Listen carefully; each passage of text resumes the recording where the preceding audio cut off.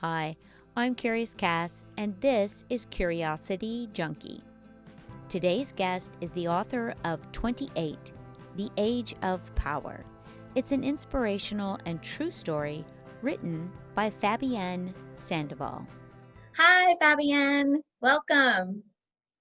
Hey, Cassie. Thanks so much for having me. Yes, I'm so excited that we connected through Insight Timer and that I have an opportunity to sit down and chat with you. You have a book out. I know you do some recordings on Insight Timer because that's how I found you. And actually, it was your course on how to find love? Learning how to love. Learning how to love. Yes. I think I'm on like day 4 of that right now. But I wanted to reach out and kind of pick your brain and just share what you've been through. So tell me a little bit about your journey to getting to where you are today. Yeah, sure. Oh my goodness. It's been a crazy journey. Like when you talk to me and say like, oh yeah, because you have a book and a course and a this, and I'm like, oh yeah, I get to be that version of myself now. Like, thank God. Thank God. She was in the works for a while. So like we're really happy that we're here. Oh, good. You're good. Yeah, so I mean, my journey is like, I think it's probably not too different to what a lot of people kind of go through in their lives. I was in a corporate background.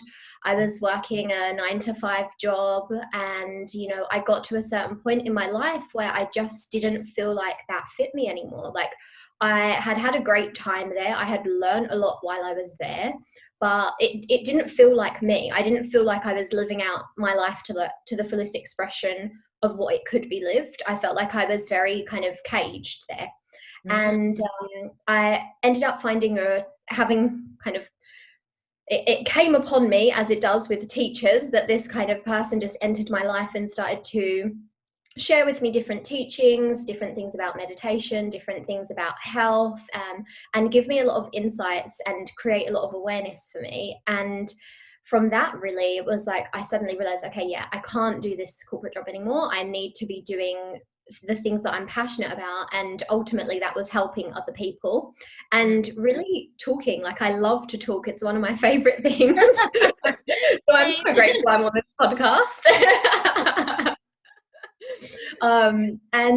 Yeah, ultimately the journey was just, kind of a spiritual awakening, if you will. And from there on, I just was kind of putting every intention and every bit of energy and effort I had into how can I create that vision of who do I want to be? What does it look like? And how do I create that day by day? And it started with a book, and then I was doing coaching and then Insight Timer, and then teaching about love. And now primarily I'm a self-worth coach for women, but men are included also. That's kind of what it says for marketing purposes, but I get men plenty of time.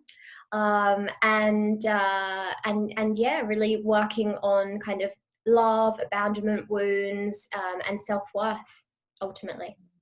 I don't care who you are, you have some wounds that need to be healed. We all have them. It's part of our story and our past.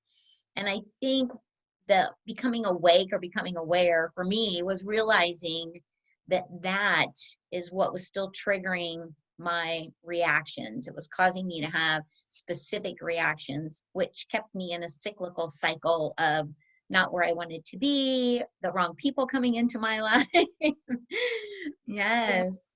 So is your book about the self-worth and healing the abandonment and the issues that we kind of carry from childhood?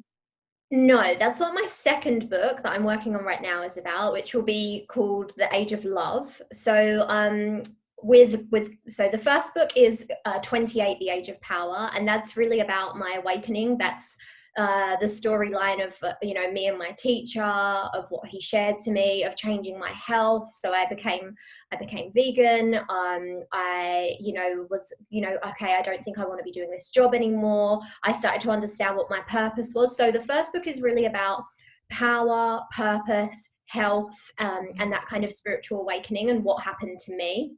And it's my true story, like it's real, so everything in there is totally real, and it's very vulnerable to put yourself out there like that.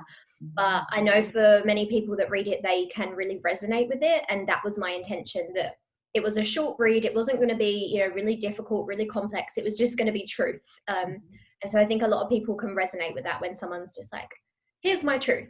Yes, yes. And I love that you had your awakening at such a young age, because I'm 58 now. I was early 50s, like 50, 51, when I started to question, and about 53, 4, when teachers started showing up in my life. And I didn't realize what was happening or what it really was until I read a specific book. It was Michael Singer, The Untethered Soul. And that just kind of like, boom, opened me up to a whole different world. And as I'm in it now and loving my life, I go, wow, what if this had happened when I was younger? I wouldn't have been ready. I mean, obviously it happens for a reason when it happens. We come to this when we come to it. But I go, oh man, I so want to turn my kids onto it. They're 27, well, about to be 27 and 30. And so I go, yes, that you come to it at a young age, I think is really important. And I also feel like there's a shift happening in more people really questioning and becoming, you know, we use awake a lot, but maybe just aware, self-aware is a great word. Yeah. It's fascinating. Absolutely. I love too that when you started out, you did the vegan thing, and you really just started taking a look at your life and what direction you wanted it to go. I did almost the exact same thing. I did vegan, I gave up alcohol, I went celibate for a year. Just it was a way for me to show myself love. I needed to show that I could be there for me and make a commitment to take care of me. So tell me a little bit about that whole process for you. Like, what was that like? Oh my gosh. Well, I actually think it's a really scary process. Like when you're going through it, you're like, what the heck is going on? How did I not realize all of these things about our world? How was I not aware, you know, just aware of what was happening? Like, why didn't I ever look at things before? Why didn't I ever question things before? And I think it's really interesting, especially with your timing of your kind of awakening. So what I write about in my book is Saturn's return. And I don't know if you've ever heard of that before. No. Okay, so Saturn's return is something that comes around. So Saturn will be, when you're born, it will be in a certain point in your birth chart, right? And then every 28 to 30 years, Saturn comes back around and enters into your chart. Oh, so wow. That's why, for me, the book was 28. My awakening was at 28, around that sort of time. And that's why a lot of people, kind of younger people, you know, they're in a space where as they're hitting that 30 birthday, they're like, oh my God, what's happening with my life? Like, I should settle down, or I should break up, or I should do this, or I should do that. It's because it's driven by Saturn. And so the interesting thing is, you said that you got yours in a later stage of life. If you actually think back to your 28th, 30th birthday, probably something dramatic was happening to you around that time, but maybe you just didn't know it. But because you've said your more recent timing, that would actually link in with the next set of 28 years, right? Right. Wow. So, yeah. Okay. So you're probably, you're more than likely in your second Saturn's return. Right. Oh, that's fascinating. And when I was discovering that your book was called 28, I think when I sent you the invite, I was like, 28 was my favorite year. Like when somebody says, what's your favorite age? I'm like, 28. I was getting married. I was thinking, buying a house. Like it was just a huge pivotal year for me. So fascinating that you just said that. Yeah, exactly. It's always funny because people usually go, oh, 28, yeah, I don't know about that. And then I say, well, what happened in your life at 28? And then people go, oh my God, yeah, I have moved countries, or I got married, or I had my first child, or like something really kind of big is happening in their life. And actually for me, the way I learned about this was through my mum. So she never knew like astrologically why this was happening, but she always kept holding on to this idea of when you turn 28, you know who you are. And she would always say to me, when you're 28, you just know who you are. It's just this powerful year. Like, it's a magical year. You're gonna have a great time. And I would be like, okay, Mom, like, thanks. And when I turned 28, I was like, hey, this is not magical. This is hard work. I loved it because I was learning who I was. I was learning what was important to me and what I cared about and who I wanted to be in this world. But also it was scary, and it can be a little dark sometimes because you're starting to come face to face with who you are, the light and the dark and everything in between, and your whole entire world's existence. You'd mentioned before, friendships, right? Jobs, literally everything that's in your life can potentially during that time completely transform. So it can be scary because you're like, wow, like the rug is being pulled from under me and nothing feels very stable or secure during that time. But it is magical and it is a worthy time. And yeah, I love it. And like, I can only look back and think like, oh my gosh, that was a great time of my life. Absolutely. It's just interesting. You have no idea what's happening to you when it's happening. And the thing that kind of resonates with me is that we're taught to believe these specific beliefs as we're growing up. And I think when this shift starts to happen, that's when you start questioning everything and you kind of open up to, just because, and I love this quote by Thich Nhat Hanh. I'm not sure I pronounced it right. He's a Zen Buddhist monk. And his quote is, the opposite of what you know is also true. And that kind of opened me up to, I only know a very small amount based on what those who taught me knew from people who taught them. So my knowledge base is so small. And when I started exploring so many other things in the world and starting to travel, I was like, wow. Just crazy, amazing. Yes. So let's talk a little bit about the book you're working on. And then I also want to get into the self-worth coaching, because I think that is really powerful, especially for young women, older women too, but for young women to come to that at a young age and own who they are. Yeah. So okay, so the first part of the book, it's called The Age of Love. It basically for me, like, I feel like I have had two main journeys. The first journey was like that of an awakening, that what changed my health and how I saw that kind of thing, how I saw the world, how I saw what was going on in the world, and it really woke me up on that level. And that was really about power and like owning my power. And then the second journey was when I turned 30, which was about love. And it was really about a deeper kind of inquiry into love and what love meant and what it means, what it meant to me, what it means to other people, why we're all so fascinated with this subject. And so the second book is really about my journey to love and to learning what that is. And I initially thought that was a journey. I was quite naive at the beginning, and I really thought it was just a journey of me meeting that person that I'm meant to be with. And so I went into it in that sense, like, oh, I'm going to meet someone, and now I'm going to work on myself to become the person I need to be in order to receive love and have love. And what I realized is like, it doesn't work that way. You can't go out like seeking for the love. You have to become the love.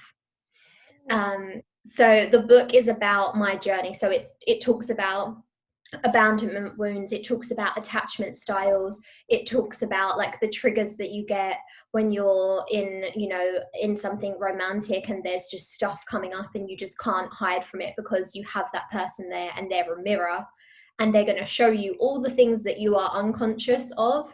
They are going to show it to you, and it's not pretty. So that's basically the story. And so it's really like with the question of, well, does she find love? And so that's what I'm working on at the minute. Oh, I love it.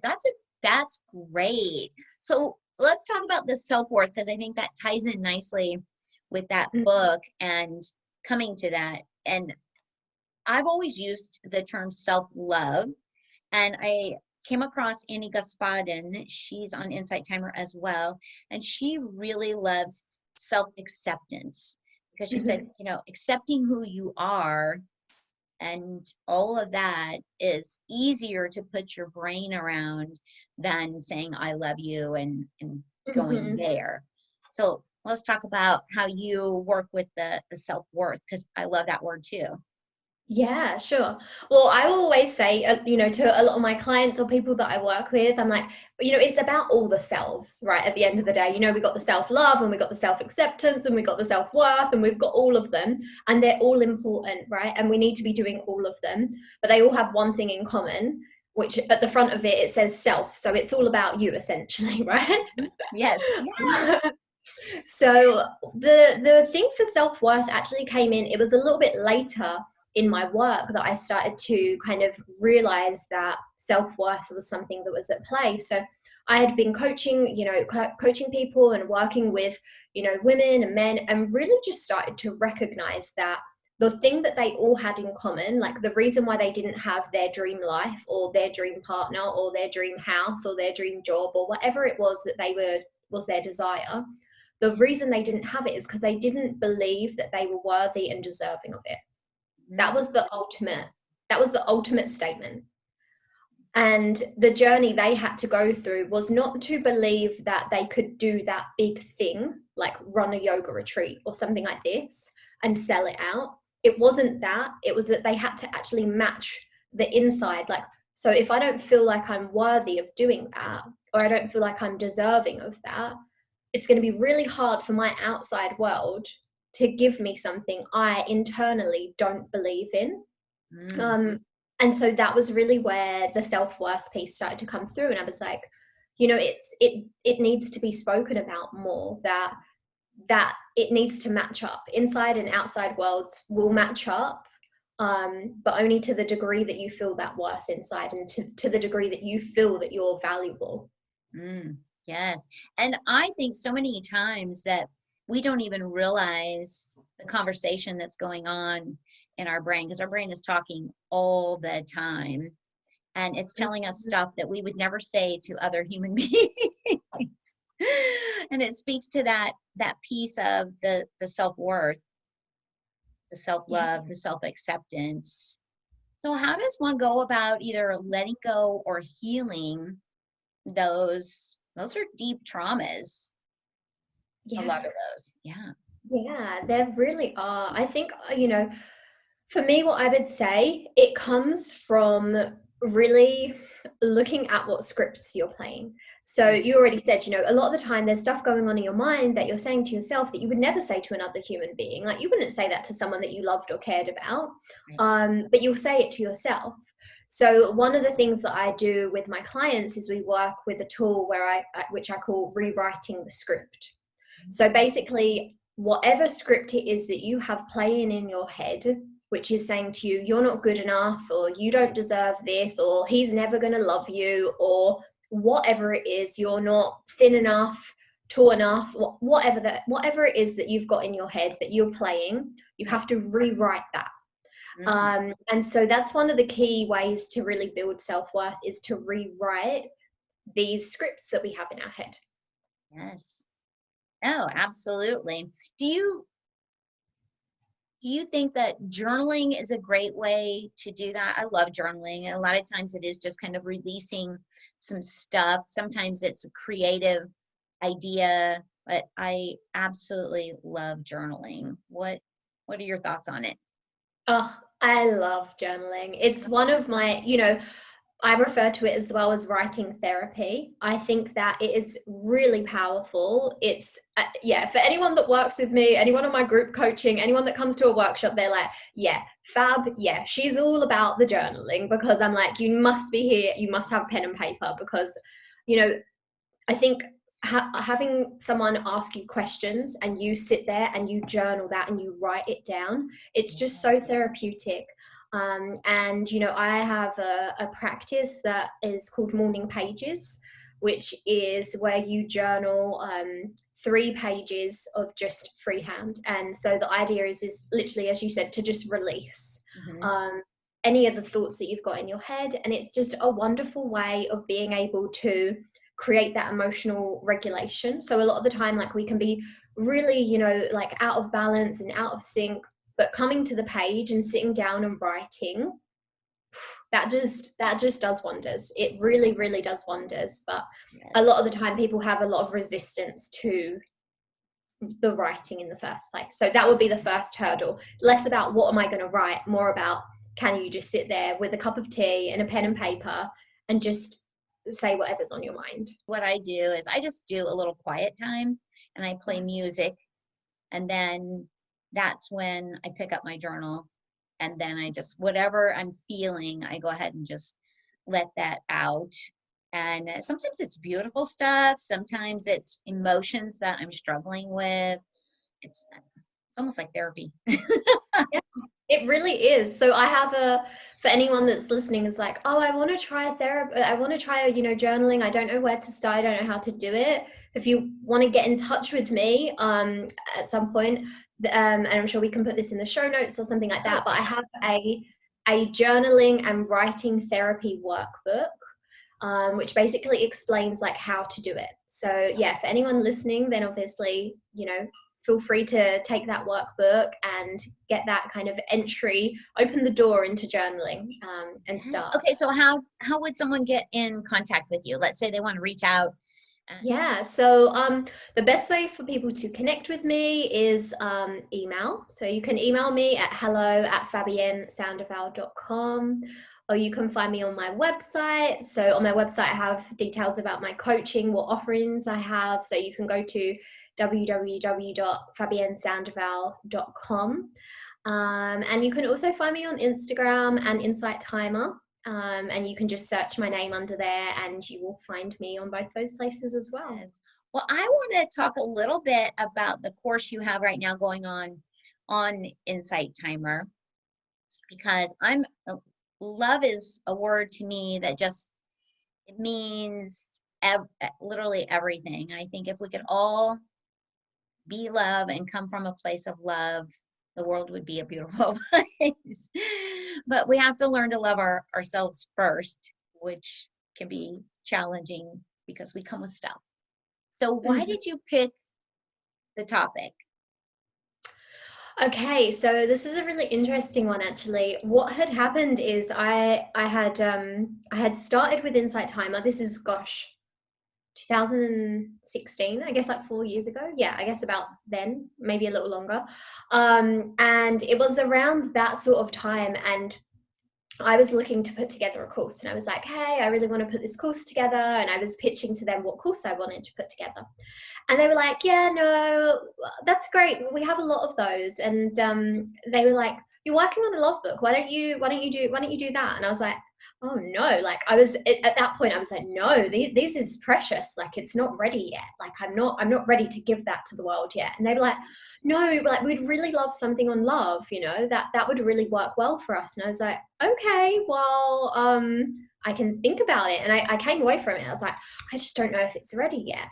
And then I gave it some thought, and I was like, well, you know, when else will it be ready? If not now, when? Oh, yes. And so I thought, okay, let's go ahead. And at that point, it had only been, I guess, it wasn't that it was so, it wasn't that it was like so in the infancy of the journey, but it just felt to me that I hadn't kind of amalgamated all those teachings. Like, I hadn't even kind of like pulled them together for my own self yet. So anyway, I went ahead and was like, okay, let's do this. And I started to think about, well, what would I deliver on love? And for me, it was like, well, really, it's just this journey of learning how to love. As you had said before, you know, we grow up with parents and caretakers and family members, and, you know, these people are all doing their absolute best to raise us in the best way that they know how. But that doesn't necessarily mean that they knew all the answers of how to raise you in the most loving way, or how to teach you how to love in the best way possible. And I feel really blessed because my mom was absolutely amazing and probably one of the most like loving people ever. She, from a very small age, made like me and my sisters, we all had to like kiss each other good morning and good night and things like this. And she really instigated a lot of love. So I have a very loving family. I also have my traumas and dramas as well. But my mum really instigated that feeling of love for us. And so for me, I was like, yeah, I think it's about how do we learn really how to love? How do we learn how to be in a relationship? How do we learn what we want in love? What's our desire to meet a partner, and what does it look like? And so the journey on Insight Timer is a 10-day course, and it's basically around a lot of the things that I discovered when I was on my journey to love. So it talks about attachment styles, it talks about attachment styles, it talks about love languages, it talks about releasing wounds, it talks about, really having like a ceremony to get rid of all of those things that you've been feeling, what is love, and really contemplating that, putting together a kinds of lists for what it is that you're looking for from love. So it's kind of it's a full spectrum journey, and it can be done if you're single or married or in a relationship. It really doesn't matter. The journey is not specifically for someone that's single, or it's for everyone. Right, because it's more about discovering you and how you love and what you need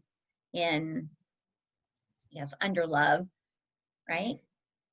Yeah, absolutely. And that's the first. So day one really is about what is love. Yeah. And that's about defining what that is for you. Like, what does that mean? Because we say this word love, but that could mean so many different things to so many different people. Love languages is also like a great way. So Dr. Gary Chapman brought those around, and he discovered that in his practice, where he would have couples come in and be like, I just feel like my partner really doesn't love me. And then they would talk about what ways they would feel more loved. And he discovered that there were 5 main love languages. And so it's fascinating. There's so much stuff out there, but yeah, it's really a deep inquiry into who do you want to be in love? Like, mm-hmm. How do you want to love yourself? How do you want to show that love to yourself? And how do you want others to show it to you? Because the more awareness you can have around that, the more that, one, you know how to receive that for yourself, and 2, you also know how to direct your partner. Like, if you have one or you're looking for one, you can direct them to that. You can say, well, actually, for me, this would work. And you have the answer already. They don't have to kind of scratch their head and think, I don't know what to do for this person. You can give them the answers.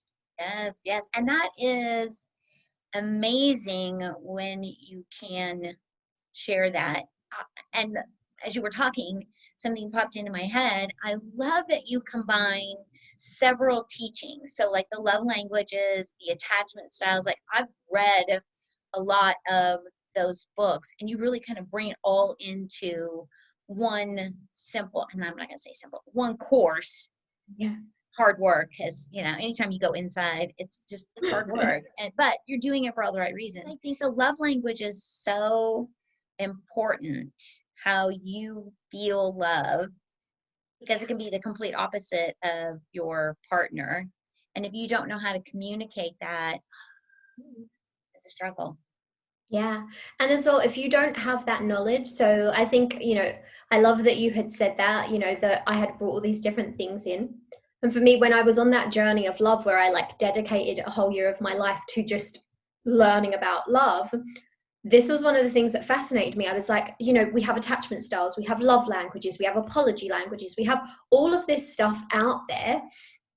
But hold on a second. Why doesn't anyone know about it? Like, I'm sure people do know, but they don't know, like, it's not basic terminology necessarily that everybody just knows, oh yeah, I know about attachment styles, and yes, I know about it. Like, it's not really fully out there. So for me, I wanted to put a love course together that was less about, okay, let me manifest my soulmate in 8 weeks. It was more about, how do we learn the tools that are going to last you a lifetime, that are going to help you in every relationship, not just your romantic ones. Yes. Okay, so as you're going through all of this, what did you learn about yourself? Was there anything where you were like, oh, wow? Yes, there was. So for me, attachment styles was the thing that blew my mind the most. So attachment styles, there's 3 of them. You can either be secure, which is basically what it says on the tin. You feel secure in relationships. Or there's anxious, which is what I am. So feeling a sense of anxiety in your relationships, wondering if the person really loves you, if they really want to be with you, if, feeling like that sense of just wanting to be really close to that person. And avoidant, so that's the 3rd one. And avoidant is really the opposite to anxious, meaning they really want their independence, they really want to be by themselves, and they're kind of almost a little bit like, I'm going to dip my toe in the water with this whole love thing, but I'm not so sure, so I'm going to kind of do a little bit of like back and forth. And so for me, the biggest eye-opener was these attachment styles, and recognizing that I had an anxious attachment style, and that was coming into play in every relationship I had ever had. And when I did like what I call a relationship inventory, and I checked back over all of my relationships, I realized that I was constantly attracting avoidant partners. So when this happens, you have this kind of tug of war, and it doesn't really serve both people very well, because one person's fighting for independence and one person is fighting for a lot of love and a lot of like quality time and a lot of togetherness, which togetherness and independence don't really go hand in hand, right? So for me, that was the biggest eye-opener, and I was like, wow, okay, now I know this about myself, and I can work on that. I can work to become more secure. I can understand where this will have come from and why I had it, and how it's impacting my relationships, how it impacts me, and what I can do for the future to navigate that better. Yes, and I love books and things that teach us a little something about ourselves or how we are showing up. And that was one that I did too. And I also was anxious when I did the testing, and it was so helpful to be able to, when you're having those moments with yourself and starting the stories in your own head, to know that this is just a product of where you've been, what you've been taught, how you felt in moments. So look at what it really is. Is this really is this really happening? Or is this just some stories from something back here that you're telling yourself? Yes, that was wonderful. That's why I'm like, I love that you put those all together, because they're so beneficial to know. Yeah, and the thing is, it's interesting because many of the clients that I serve and that I work with have anxious attachment styles. So it's really wonderful. They usually have anxious attachment styles. They've usually got abandonment wounds. And so, they just really want to be loved. And like, I can resonate with that, because that was how I had felt, like I was just like, I just really want someone to love me, and I want to give love and I want to receive it. But until I had done the work, I didn't know how. And so having those things, it's great, because it creates the awareness of, okay, how do I move past those? How do I become more secure? How do I become someone that I want to be in a relationship? Yes. The other thing I like about your course is you ask questions at the end, of each one that kind of make you reflect a little bit, think about. It's fantastic. So if anybody's on Insight Timer, or you're not on Insight Timer, and I don't make any money from Insight Timer, I just love sharing. If I find something that has been beneficial for me, I love sharing it. And that's when I found you. I was like, okay, I've got to connect with her and share what she's doing, because it's so important for young women to understand the self-worth piece. So as we were talking, I was like, my daughter turns 27, and I was thinking, I think I'm going to buy her a copy of your book so that she can kind of understand what's about to happen to her. Yeah, exactly. Yeah, so many people are like, oh my God, I'm going to be 28. What does this mean for my life, Right. Yeah, no, it's fantastic.